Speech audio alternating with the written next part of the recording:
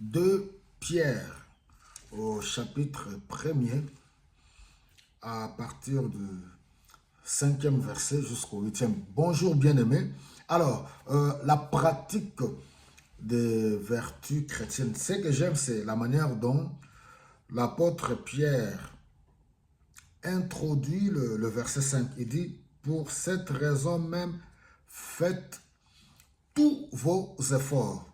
Donc, dans la marche chrétienne, dans notre relation qui est établie avec le Seigneur, nous avons une part de responsabilité où nous sommes appelés à fournir des efforts, bien que nous sommes assistés, conduits par le Saint-Esprit.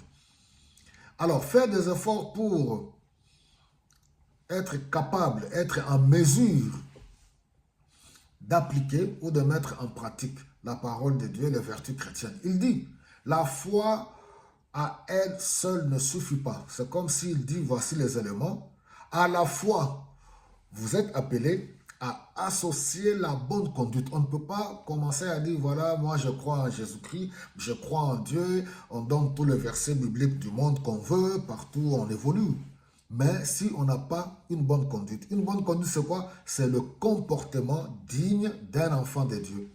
Nous pouvons voir aujourd'hui, l'Église souffre, le corps du Christ souffre par rapport même au comportement des serviteurs de Dieu. Sommes-nous dignes d'être appelés les serviteurs de Dieu, comme on avait vu la Sunamite, quand elle avait vu le prophète Élisée, elle a dit à son mari, ça c'est un saint homme de Dieu. Tout enfant de Dieu, nous sommes sanctifiés par l'œuvre de Jésus-Christ à la croix. On devient des saints hommes, des saints enfants de Dieu. Nous sommes les saints, non pas à cause de nos œuvres, mais à cause de l'œuvre de Jésus-Christ à la croix. Alors, il dit, nous devons avoir un comportement digne qui plaît à Dieu, avoir un bon témoignage. Il suffit de voir ce qui se passe sur les réseaux sociaux. Ceux qui se disent enfants de Dieu, ceux qui proclament le nom de Jésus-Christ dans notre entourage, nous tous, y compris. Chacun de nous doit veiller à son comportement. La deuxième chose, il dit, à la bonne conduite, associer la vraie connaissance de Dieu. Associer la connaissance. Ça, c'est l'élément clé. Comment pouvons-nous prétendre dire qu'on connaît le Seigneur quand on ne passe pas du temps avec lui dans la prière, dans une relation personnelle, quand on ne passe pas du temps avec le Seigneur dans l'étude de la parole de Dieu. La vraie crise, le vrai problème aujourd'hui, c'est plusieurs ne connaissent pas le Seigneur pour une simple raison, parce qu'ils sont ignorants par rapport à la connaissance de la parole de Dieu. Comment peux-tu dire que je connais telle personne que tu salues de loin? Même nos voisins ne le connaissent pas. Nous ne connaissons pas nos voisins. On les connaît sur le plan physiologique, pardon.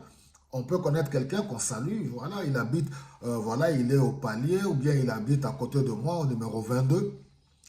Je vais encore aller un plus loin. Même un homme et une femme, un couple marié, se connaître, c'est tout un processus. Les gens qui vivent dans une même maison, qui partagent toutes les pièces, qui partagent leur intimité, à votre grand étonnement, vous verrez même 5 ans, 10 ans, 15 ans après, où l'un est étonné du comportement, des actions ou des réactions de l'autre.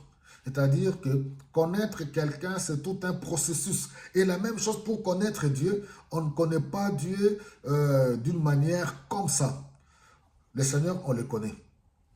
Soutenu par le Saint-Esprit, au quotidien, dans une vie intime de prière, de méditation de la parole de Dieu. Et à chaque circonstance de notre vie, Dieu se révèle. On découvre comment Dieu, comment il fonctionne, comment il agit, et ainsi de suite.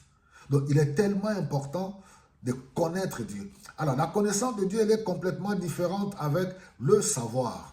Parce que quand on voit le savoir, c'est toutes les connaissances que nous acquérons par l'instruction, par l'apprentissage, par des expériences, et ainsi de suite. Vous comprenez? Connaître Dieu, c'est par le Saint-Esprit. Par le Saint-Esprit. Et le Seigneur voudrait bien que nous puissions... Vous voyez que j'insiste là-dessus, parce que je peux en parler autant d'heures sur la connaissance de Dieu. nul ne peut prétendre, parce que le Seigneur, à la fin de ce texte, il dit, il aimerait bien nous voir progresser dans la connaissance de Dieu. Nous allons continuer dans notre deuxième partie. Que le Seigneur vous bénisse abondamment.